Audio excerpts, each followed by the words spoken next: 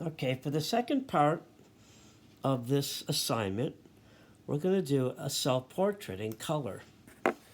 So to accomplish that, I have my pastels here.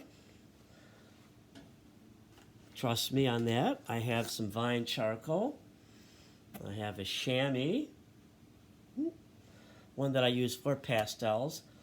I have a mirror over here opposite me and my drawing pad. Now what I'm going to do is I'm going to actually give the paper some color. Okay, so typically green, a dark muted green works very well for a project like this, because I would say when it comes to Caucasian people, there are a lot of undertones of green. I would say when it comes to someone of darker skin or African Americans, then a burnt sienna is more appropriate. So here I'm going to use this green. All right, cover my paper with it. Using the side of a chalk pastel to apply that. Then I'm going to grab a chamois. This is one I usually use for pastels as opposed to vine charcoal. And work that into the paper, even it out, get rid of the graininess of the paper. There we go. And then I'm going to draw, like I did in our first assignment in drawing the face, I'm going to draw the basic schematics of a face, which means I'm going to start with an ellipse. Again, I'm doing my head, which is somewhat elliptical. So, but you'll see me evolve, hopefully, on this piece of paper. So I'm starting with an egg shape, let's call it. A little smaller at the bottom, a little larger at the top, like so. And see, I go around as many times as I need to. I don't worry about, learning to draw. You want to make a lot of lines. That's the only way you get used to making them, is make them, There we go. I think that looks okay. And then I'm going to divide that in half vertically, because our faces are bisymmetrical, then horizontally, so I know where the facial features, which are going to go down in the lower half here. I'll divide the lower half in half, and then the lower quarter into thirds. This will be my mouth here. All right, so there we go. Now, I'm going to start drawing in some basic features. Again, using vine charcoal. I'm looking in the mirror, looking at the shape of my nose. All right, there we go. And then my squinty little eyes, I'm going to draw a circle as wide as my nose here for spacing, and then I want to be able to draw 5 circles across. That'll give me the proper size and placement for the eyes. And then my eyes are going to go here. And, all right, my mouth is going to go here. And my nose. Okay, so those are the basic features. My ears will go here. My ears stick out a little bit. All right, there we go. Now I'm going to start coming in with some color. And what I always like to do is I like to do the eyes first. The reason I like to do the eyes first, I think it brings the whole face to life. I'm going to make sure I got a black here. That's actually not a black, but a blue. So, let me find my black. But I'm not finding it. Let's see what that is. Let's see what we got here. Oh, that looks black. Okay. And then some white for the white of the eyes. So I'm going to start there. My eyes are blue. So I'll start by putting the blue in here. There. The pupil is very dark, so I'm going to add a little black to that. Add a little more blue. I might even use a lighter blue for the outer edge of your iris is usually a little darker. So I'll use a darker blue there, a lighter blue in the middle,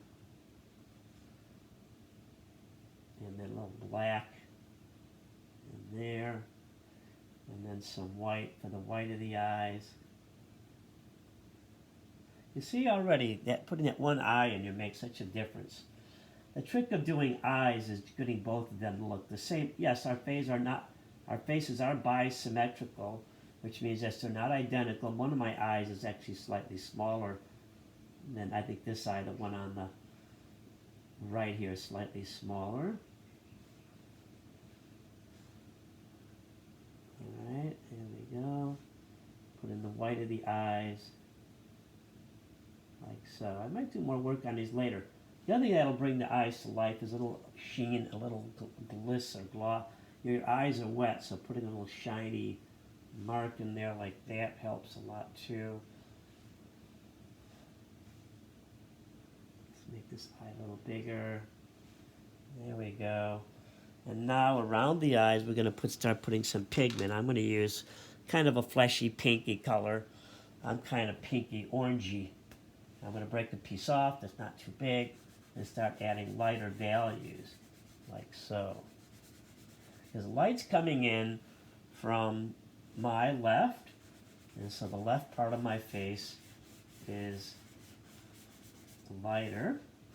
And of course the question is, what color should I use for the other side of my face, which is darker, right? And also I have a beard here, so I'm going to find maybe a reddish, orangish color here. Maybe I'll grab a little orange and I'll grab a little red. There is sort of a terracotta-ish color in the kit here. I'm going to grab some of that. We'll try that out. Let's see, it's a little darker orange, like so. What color is that? Kind of a reddish, oh, maybe kind of terracotta-ish. Maybe not quite. So wherever there's darker values, I'm going to use this initially. I can always augment that with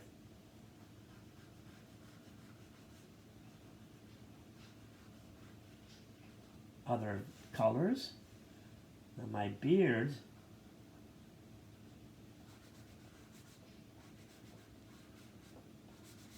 is blonde, so for that I'm going to probably try to use some orange. Now I need a darker color here somewhere, right, for the darker values. This is a general shadow, the shadow overall, but you know, let's come in with some lighter colors here. I'm looking at shapes. I'm just looking at shapes, okay? I'm not getting too complicated or too wrapped up in specific features. Look at the shapes of things. Like, what's the shape of that shadow? What's the shape of that light? You know, so if you can put shapes in, you're 99% of the way there. Let's find a darker brown here for some darker shadows within. There we go. And on the inner corner of the eye socket here.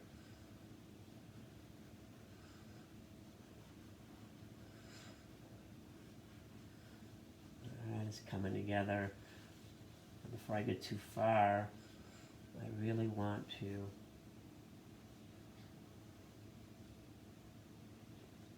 do what? I want to get a beard color in here. So for that, I'm just going to select a kind of a yellow straw color that I have in my kit of pastels.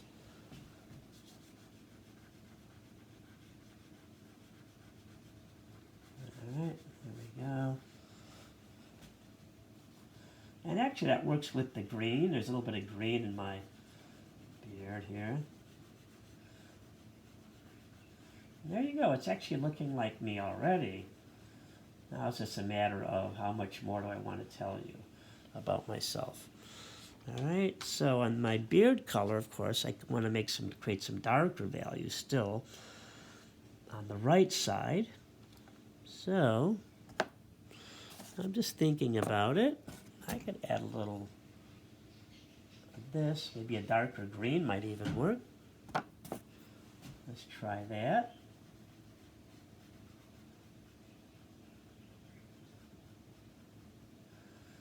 Need a little red for my my lips. Remember, your upper lip is always darker because it's in the shadow. Now that's a bit red for my lips. Maybe a little pink for the lower lip because the lower lip catches the light. There we go. And then a darker red or brown for the upper lip. I don't want to make it red, but I want to make it darker. There we go. I've got some white here. I can start throwing a little bit of that in with the lights hitting my beard and mustache. There we go. Putting in the hair texture. All right. So I'm going to stop it, and then we're going to start again for part 2.